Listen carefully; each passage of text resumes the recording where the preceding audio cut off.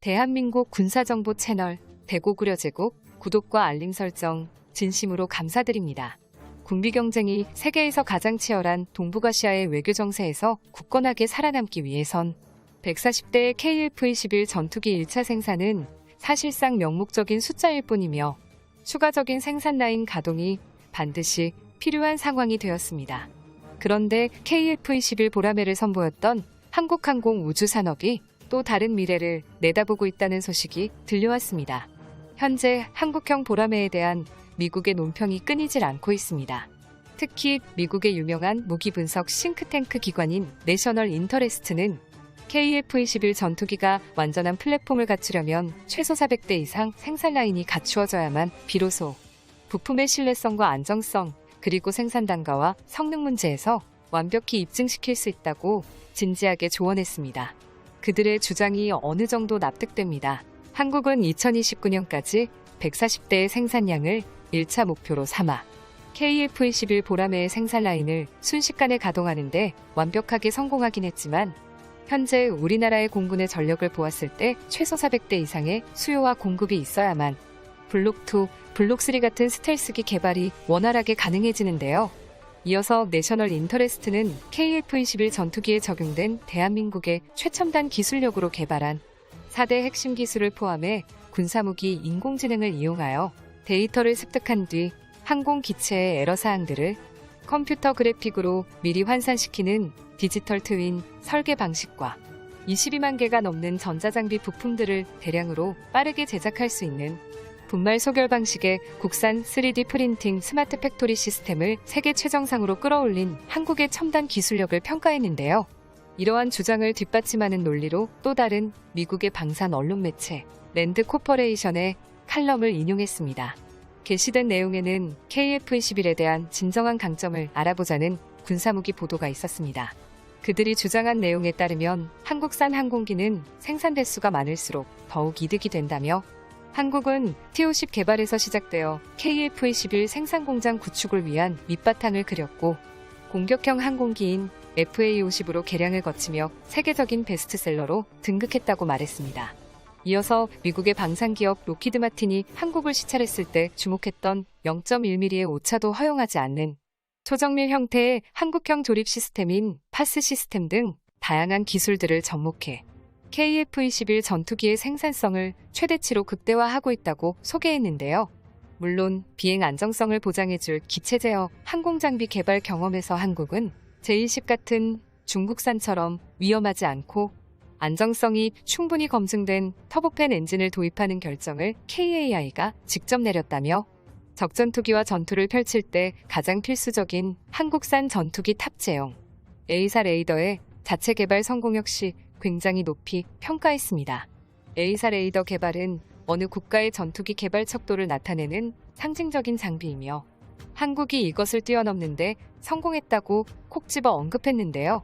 랜드 코퍼레이션 말고도 미국의 CNN은 한국이 KF-21을 이륙시켰던 순간 글로벌 초음속 전투기 제조 엘리트 그룹에 빠르게 합류한다는 보도를 실어 화제가 된 바 있습니다.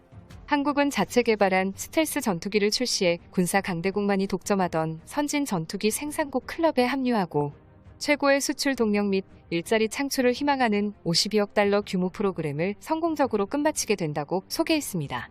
또한 앞에서 언급해드린 언론들 외에도 미국의 군사정보기관인 CSIS는 기초적인 정보를 이어받아 KF-21의 유일한 실질적 상대로 미국산 F-35 스텔스기밖에 없다는 의외의 보도를 하기도 했었는데요. 이처럼 미국과 유럽의 군사무기 분석 연구소 싱크탱크들은 KF-21을 5세대급 스텔스 전투기로 분류하는데 주저하지 않는 모습 보였으며 한국산 최신형 전투기의 비교 대상으로 주저없이 미국산 F-35 전투기를 비교하며 우리나라의 발전성을 인정했습니다. 해외 군사 전문 싱크탱크 연구소가 아닌 해외 민영 외신들도 우리나라의 군사력을 대변해주고 있는 것이죠. 하지만 그 무엇보다도 KF-21 전투기의 생산 라인 유연성이 전 세계에서 유례가 없을 정도로 정확하게 작동돼야 한다는 점은 분명합니다. 아무리 전투기 개발이 잘 되어도 실전 배치가 안 된다면 소용이 없으니까요. 그래도 한국은 불과 10년 만에 한국 역사상 최초로 4.5세대 이상의 전투기를 생산했지만 심각한 문제 없이 8호기 출고까지 단숨에 치고 올라온 것인데요. 미국과 유럽의 반응을 보아 옛날에는 상상조차 할 수 없었습니다만 이제는 우리나라도 자국산 전투기 배치가 현실화되었습니다. 과거와는 다르게 매우 강대해진 우리나라가 KF-21 전투기를 개발해 2022년 순식간에 시제 8호기 완성까지 눈앞에 두고 있는 게 놀랍기만 한데요. 사실 KF-21 전투기의 생산량이 증대될수록 군사적인 이득과 경제적인 이득뿐만 아니라 가장 중요한 문제가 해소됩니다. 그것은 바로 한국군이 미국산 전투기를 운영하면서 여러모로 골치 아프고 안 입고 온 일도 많이 겪은 것과 비교해 한국산 KF-21 모델은 4대 항공장비 국산화와 함께 어떠한 문제도 대처가 빨라진다는 점인데요. 이번에 사건이 터진 미 해군의 F-35 전투기를 보듯 전투기에 치명적인 결함이 발생했을 시 그것이 외국산 전투기라면 극비리 사항으로 인해 자세히 뜯어보지도 못하고 문제조차 해결할 수 없습니다. 결정적으로 보라매 같은 항공기 독자 개발은 미국에게서 무기 종속국으로 벗어날 수 있는 시점이기도 합니다. 특히 이러한 사실에 대하여 우리나라 전투기 개발의 총책임을 맡고 있는 카이가 굉장히 의미심장한 선언을 발표해 주목을 받고 있습니다. 선언의 내용은 이렇습니다. 한국은 아무런 간섭 없이 우리 마음대로 시험하고 기술을 개량할 전투기 플랫폼이 있어야만 미래 세대에 탄생할 5세대와 6세대 등 더욱 높은 성능의 전투기 개발에 착수할 수 있게 된다고 언급했는데요. 이처럼 한국항공우주산업카이는 전투기 생산 공정을 지속적으로 강화해 블록3까지 지속적인 개량을 진행할 플랜을 형성시키겠다며 지속적인 노력을 끝으로 우리나라의 영공을 지킬 가장 중요한 버팀목을 만들겠다고 언급했습니다. 과거부터 대한민국의 모든 국민들이 갈망하는 것이 딱 하나 있습니다. 바로 KF-21의 성공적인 개발을 기다리는 것인데요. 일부 KF-21 개발에 적극적으로 반대하는 무리들도 존재했었지만 시제기가 눈앞에 등장하고 나서부터 입을 다물었죠. 그들을 제외하고 KF-21 전투기에 바라는 모든 공통점은 대한민국의 하늘을 확고히 사수할 수 있는 강력하고 신뢰할 만한 공중무세기로 개발되기를 간절히 희망한다는 것입니다. 이러한 갈증을 해결하기 위하여 강대국 한국의 최첨단 기술력으로 미래에 발생할 KF-21 전투기의 문제점들을 모두 해결할 기세로 항공기 연구개발을 지속하고 있는데요. 독자적인 전투기 플랫폼 확보가 중요한 이유. 외국산 전투기를 무작정 수입하기만 하는 무기 종속국에서 벗어날 수 있는 유일한 방법이고 무기 구매 종속적인 위치에서 벗어나야만 우리가 그토록 원하는 자주국방을 할 수 있기 때문입니다.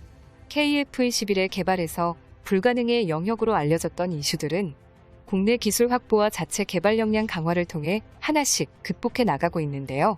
과거 인도와 터키부터 시작해 차세대 전투기 개발을 간절히 원하는 국가들이 많았지만 대한민국은 꿈을 현실로 만들었으며 KF-21 전투기 같은 고성능 전투기를 이렇게 깔끔하게 여러 대 생산이 가능했던 건 오직 한국만이 가능했던 결과입니다. KF-21 전투기의 8호기를 넘어 대량 생산을 시작해 이륙 시험까지 완료된다면 대한민국은 인류 역사상 가장 신속하게 전투기 기술을 배우고 고성능 전투기를 독자적으로 보유하게 되는 전 세계 다른 국가들을 봐도 유례가 없는 세계 최초의 국가로 세계 역사에 길이길이 남겨질 것입니다. 한민족의 강대한 미래를 위하여